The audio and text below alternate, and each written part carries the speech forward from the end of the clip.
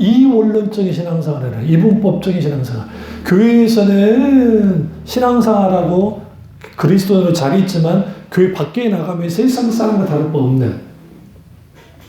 근데 이게 무너졌어요. 2000년대 넘어온 다음에 교회가 이제는 더 이상 이분법적이지도 않아요. 무슨 말이냐면 그나마 교회 안에서는 내가 신자처럼 굴었는데 이제는 교회 안에서도 신자가 아니에요.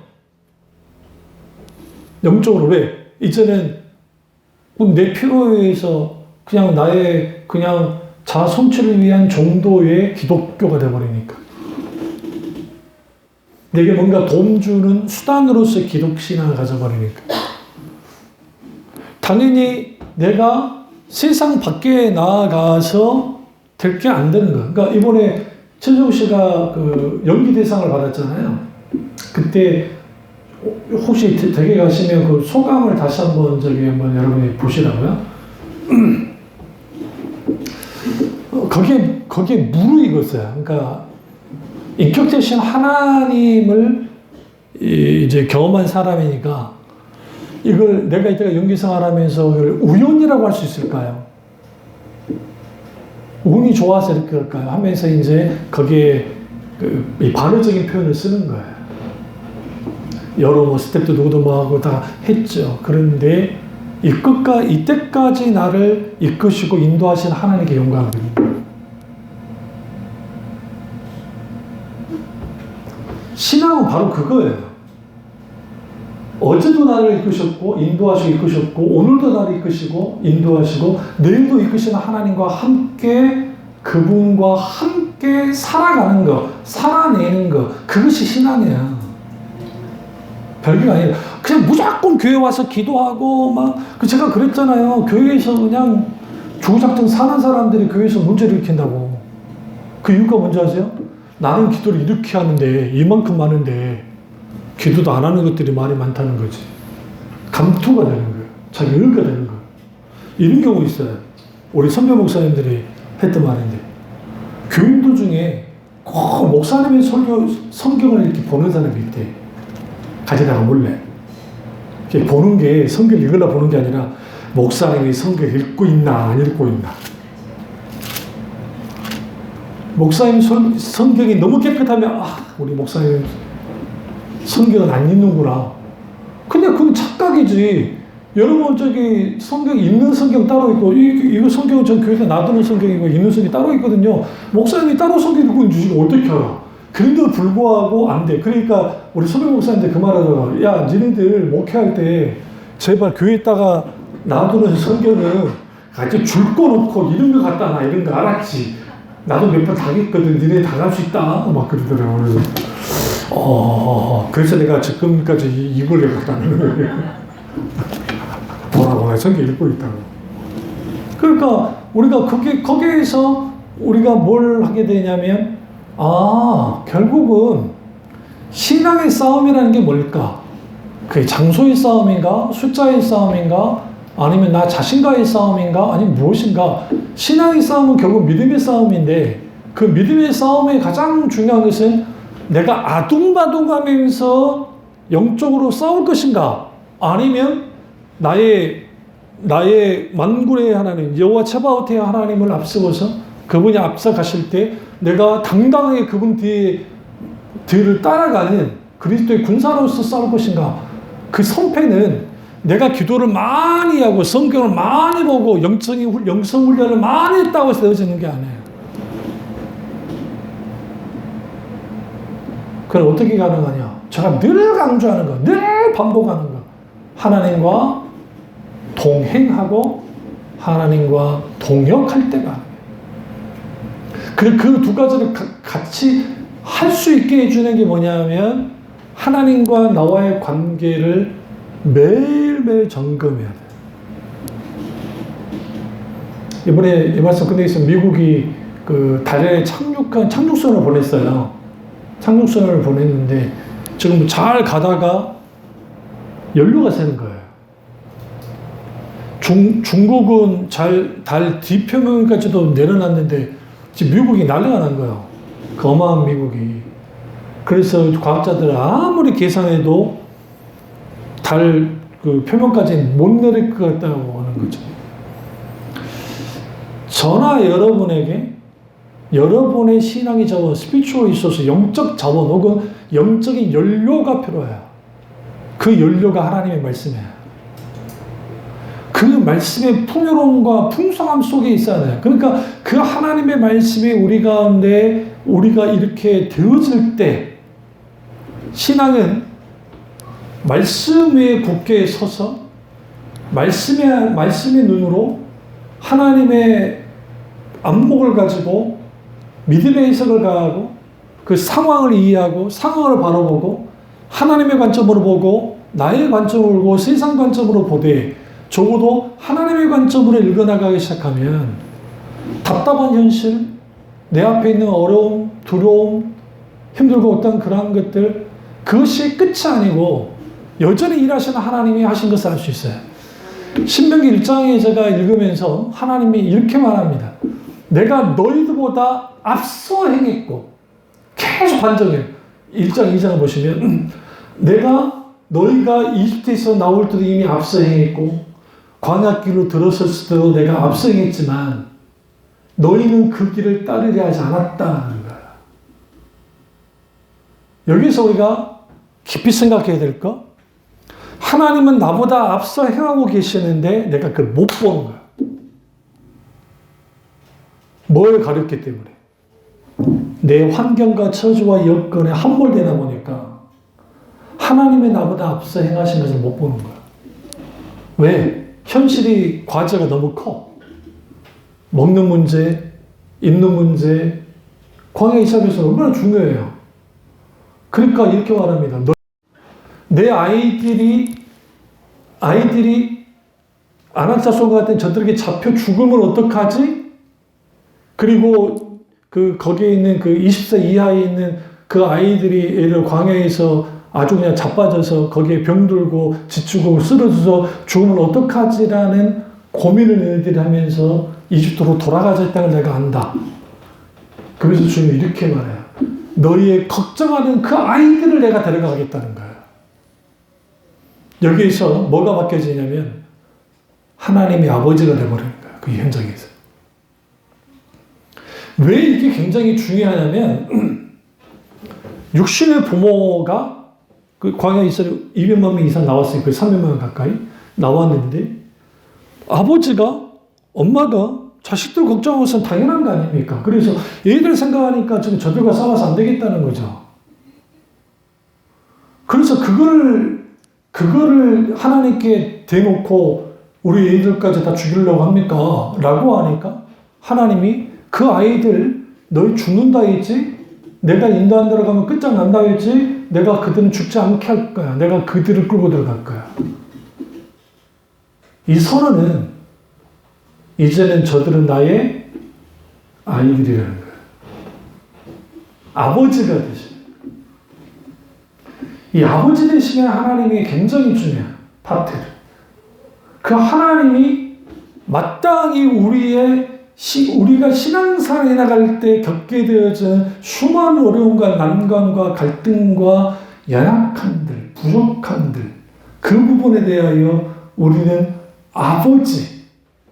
아버지이신 하나님, 그리고 나의 신분이 하나님의 자녀라는 사실을 분명하게 알고 거기에서 하나님을 찾아나갈 때 주눅들지 않습니다. 네, 굉장히 중요해요. 근데 그렇게 주눅들지 않도록 하나님 어떻게 만들어주느냐? 하나님이 살아계심을, 하나님 크기의 역사를 이루십니다. 이사야서를 깨닫고 우리가 정말 신앙의 알파와 오메가, 다음 주 이어서 이 소개도 더 깊이 할 텐데, 우리가 내 신앙이 내가 열심히 기도하고 뭐가 한다고 해서 이것이 되어지는 게 아니라 내 영적인 실력을 키워서 내가 대단한 사람이 되는 것이 아니라 하나님과의 관계를 바로 가지고 내 신앙의 방향이 철저하게 인격주의도 하나님과의 교제 가운데 그분을 향해 나아갈 때, 그분과 함께 나아갈 때, 그 속에서 우리 신앙이 든든히 선다는 사실을 하시고 그런 신앙을 갖기를 저 여러분 되시기를 주님으로 축원합니다. 기도하겠습니다. 기도하실 때 오늘 이 말씀이 나의 말씀이죠. 우리 말씀 드리며 기도하겠습니다.